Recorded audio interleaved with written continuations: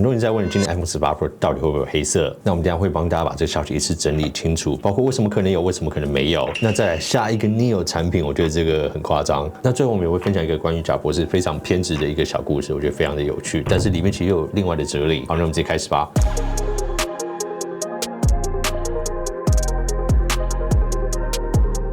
嘿，大家朋友，那我們今天重點新聞直接切入，我們就先來講這個新的 Neo 的產品。那 MacBook Neo 在台灣才剛剛上市，我們也訂了一台，準備幫大家開箱來測試看看。那大家更好奇的下一個 Neo 會是什麼產品？那我們之前有做過一個 iPhone Neo 的影片啦，那真是純屬娛樂愚人節，它就是一個搞笑的影片，一個沒有鏡頭的手機，怎麼會有可能？不過好像真的有人相信，那我也有點不好意思。大家你們覺得這類愚人節的影片未來還要再做嗎？因為我們到現在應該大約5、6年的傳統都有持續在做了。那如果真的不喜歡的話，在下面留言，我們會收斂一點。好，回到重點，那現在已經有新聞指出了，蘋果下一個 Neo 的產品就是 Mac， 那不是像 MacBook 那樣的產品，是像 Mac Mini， 然後再把它縮得更小一點，就是更入門的一個桌機的版本。那現在我們暫時叫它 Mac Neo。那其實背後一個非常關鍵的策略，就是蘋果要把高 CP 這件事情全面複製到他們其他產品線上面。那在 iPad 上面，我們已經看到非常類似的產品。那 iPhone，但在 Mac 這邊呢，我們看到 MacBook Neo 的大成功。那現在要繼續往下打。那這台 Mac Neo 呢，現在傳出的規格，我覺得蠻有意思。那第一個，它處理器可能直接使用現在17 Pro 裡面使用的 A19 Pro。那這個代表就是說，蘋果也不用再生產新的產線、開新的晶片。以後呢，他們在生產現有的 iPhone Pro 的版本的時候，就可以大量的訂多一點晶片，因為在下個世代，在他們的 MacBook Neo 還有 Mac Neo 上面就可以直接使用，那進而把成本壓到更低。那再來就是記憶體呢，就會從12GB 開始起跳。那這個其實很合理啦，因為在跑 Apple Intelligence 的時候，當然是記憶體越多越好。但是再講回來，這顆處理器呢，當然你要重度那種繁重的剪輯是不夠。那我們相信縮小的 Mac Neo 裡面可能也不會放風扇。但是如果啦，你只是一般輕度的4K 剪輯啊、影片啊、上字幕、做特效等等，我覺得都還是 OK 的。那更不用說，如果你是要買來文書使用啊、寫報告啊，或是在辦公室桌機使用的話，我覺得體感上面可能跟高階的 Mac 不太會有差別。好，那现在重點來就是價格。MacBook Neo 在599美金，這已經非常驚人。現在傳出 Mac Neo 可能壓在299美金左右，那台幣就不到1萬塊。那這個價格，我覺得真的可能市場真的會直接被打趴。就是說比較低階入門的這些桌機市場。那外形部分很有趣哦，他們當然使用手機晶片嘛，會比 Mac Mini 還要再小。那據說可能就是大約接近 Apple TV 的大小，但是在外形的顏色上面呢，可能會有一些比較有趣、比較復古、活潑的配色。那這東西我覺得對我的吸引力還蠻強的。那我更覺得它除了直接影響到低價 Windows PC 的市場之外，我覺得對很多第一次想要嘗鮮啊、想要試試看 Mac 的人，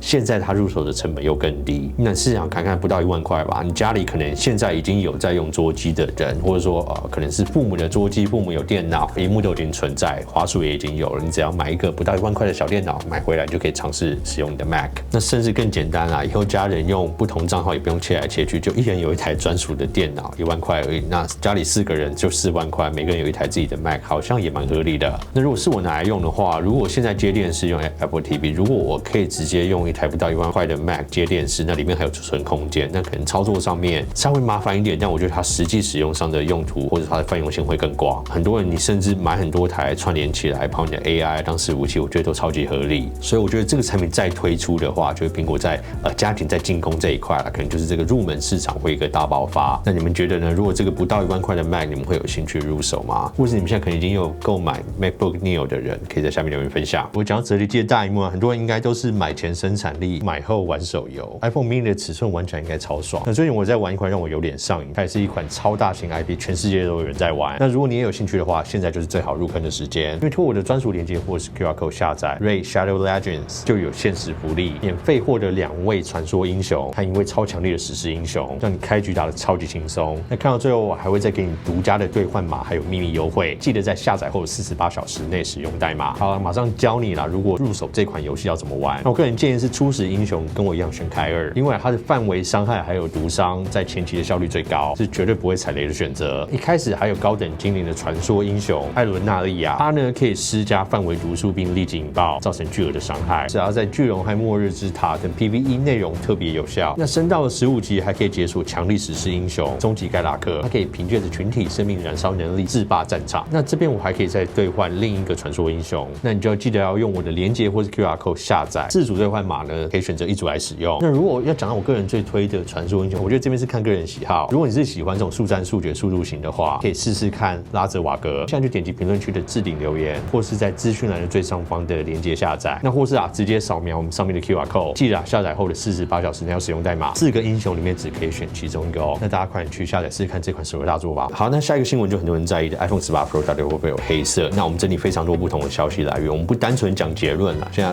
傳出來結論就是沒有。那我們會做比較多深入的分析。那因為我知道黑色這件事情很多人在意，那我自己也非常在意。你可能會問說，蘋果爹，你每次都買白色的，你幹嘛在意有沒有黑色？那重點是我可以不買，但是不能剝奪我想要選擇的權利，对不对？好，那回到重點，那現在說為什麼 iPhone 18 Pro 傳出來可能沒有黑色？很多不同的消息來源的不同的講法，我們先跟大家講。第一個說法就是說它材質的問題，那這個我覺得有點爭議。那他們是說17 Pro 上面他們把它改成鋁合金，那表面處理上黑色就比較容易出現一些刮痕或是掉漆的問題。深藍色剛上市的時候，很多人可能去賣場裡面看到深藍色上面已經有刮痕的這些現象，好像是有點可能性。但如果說因為鋁合金害怕刮痕這一點，我覺得有一點懷疑，因為17的數字系列也還是有黑色，那 Air 有黑色，但是 Air 是鈦合金。但不管怎麼樣，你說 Air 的背板也還是玻璃，它也還是黑色。那數字系列不管是邊框的鋁合金跟背板的玻璃也都還是黑色。那為什麼反而在這個 Pro 版本本來都一定會有這個比較沉穩的顏色上面拔掉這個黑色？單純是材質的問題好像不太夠。那會不會是有其他種種原因加疊起來？那我們來看第二個說法，他們就說定位的改變啊，因為蘋果正在重新定義 Pro。因為我們先前可能想到 iPhone 的 Pro 就是最頂啊、最專業，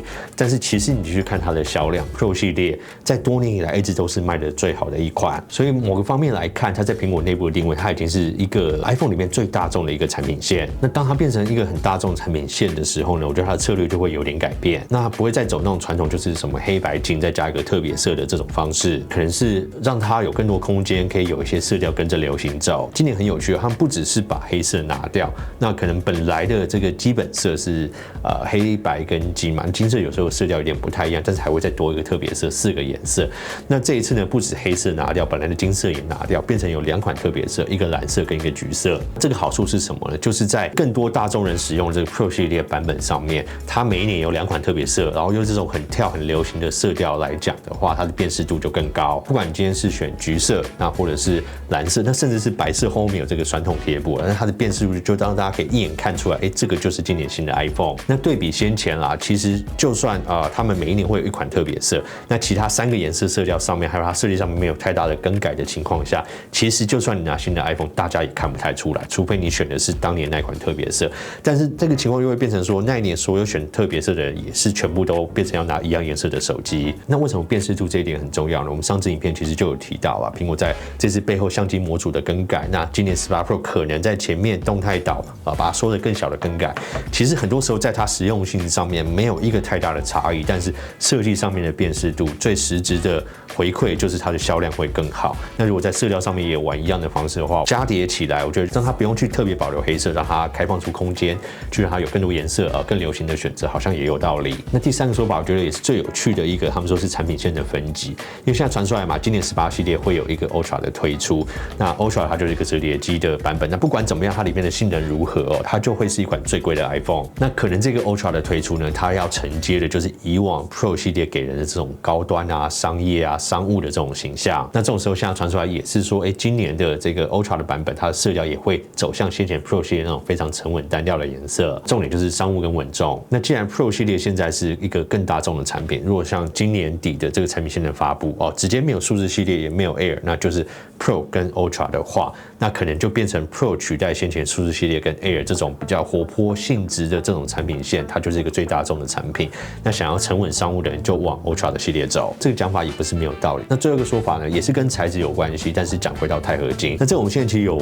分享過啦，就是一些新聞或者我們自己的消息來源有提到，現在在17換成鋁合金，其實不單純只是蘋果想換成鋁合金為了散熱或者為了環保什麼等等的這個原因，其實最重要的是在鈦合金的這個生產的工藝上面呢，他們先前在去年之前還沒有找到一個最好最環保的一個生產的方式。那如果蘋果真的要放棄鈦合金的話，在去年蘋果發布 Apple Watch Ultra 的時候，他們又展示出一段影片，他們特別去拍了一個他們怎麼使用回收鈦合金來生產的這個工藝那我覺得蘋果如果要放棄鈦合金這個選項的話，為什麼在這個地方要加強？那甚至在 Air 上面也還是使用鈦合金。那我們知道在 Ultra 上面也一定還是要使用鈦合金，所以他們不太可能就為了這個原因，你在更需要散熱的 Air 跟 Ultra 上面還是使用鈦合金，那 Pro 上面卻不用。那我們得到的消息是說，其實就是在等待這個生產的工藝成熟，因為它需要的用量跟它的生產的穩定性啊，跟量產數量是最大的。那所以他们在等这個技術成熟的時候，很有可能在19或者20的時候，再讓 Pro 系列回來使用鈦合金。那我們這些種種原因加起來，不管是說定位或者先前鋁合金表面處理這些原因，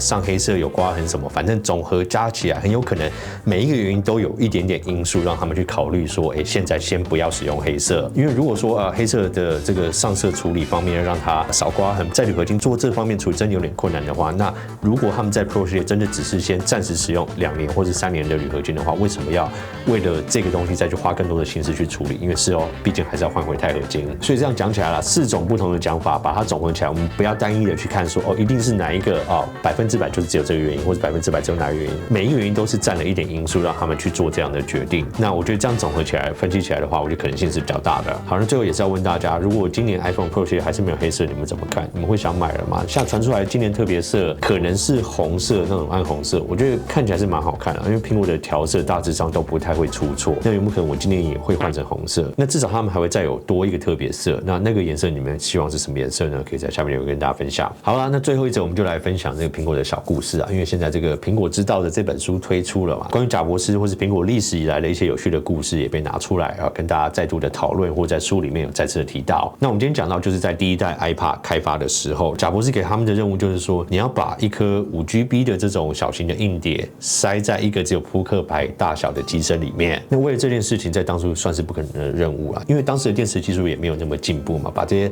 螢幕、電池，然後控制板、觸控板，然後主機板、硬碟全部塞到一個那麼小的空間，其實非常的困難。那這個团隊日夜趕工，那終於做出了一個原型機，他們覺得已經是極致完美，讓他們拿給 Steve Jobs 看。那他們跟賈伯斯的講法是說這台機器裡面已經連一根針都塞不進去了，不可能再更小了。那賈伯斯當初聽完也沒有反駁，就左右看一看，然後就走到辦公室的魚缸，把這個 iPad 原型機丟到魚缸裡面。當初這個原型機的造價成本是很高的，那全場就但瞬間安靜嘛，然後就看到這個機器慢慢的沉下去，然後呢就看到這個機器裡面有一些小氣泡跑出來。賈伯斯這種時候就指着那個氣泡，然後講出一個話，說你有看到這個氣泡了嗎？他說有氣泡就代表裡面還有空氣，那有空氣就代表裡面還有空間。那因為還有空間嘛，你們就再回去再把它做的再更小一點。那這個故事的真實性是蠻高的哦。那也是由蘋果先前的高級經理出來被訪問的時候有證實這個故事。那當然這個故事在被拿出來討論的時候也有一些小爭議，有人認為保留一些空間呢，在工程上本來就是為了散熱的需求，裡面有電池又有硬碟，那有的時候也是一個安全的緩衝，你不可能讓每一個 part 都離得那麼接近，那你摔到的時候就會直接破壞掉裡面的結構。但其實賈伯斯也不是不懂這一點，因為畢竟他做產品開發很久。但是其實在他早年產品開發的初期，也常常因為一些堅持和工程團隊意見相左。那在他最草創的時候，